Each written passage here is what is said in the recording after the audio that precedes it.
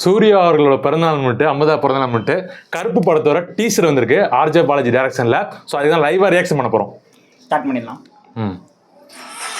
கற்பூரங்காட்டி கண்ணில் ஒட்டிக்கிற சாந்தமான சாமிக்கு மனசார வேண்டிட்டு போன ஆரம்பிச்சா உடனே நியாயம் கொடுக்குற முரட்டுத்தனமான சாமி கருப்பு சாமி.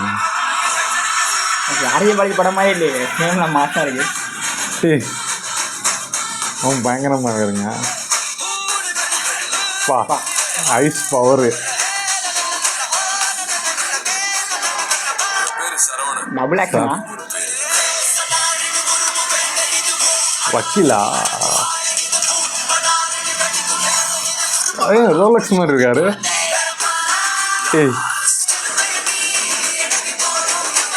சாய் அபிநயகர்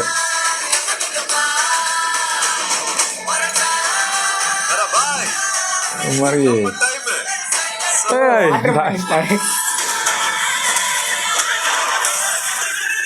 அன்பறிவு பா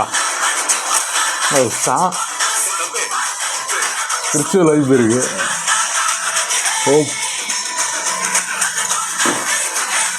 நிறைய ஃபைட் இருக்கும் போல.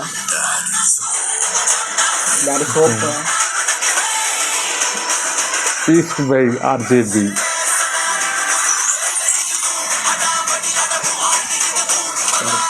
கருப்பு இதுதான் அந்த இதில் காமிச்சிருந்தாங்க.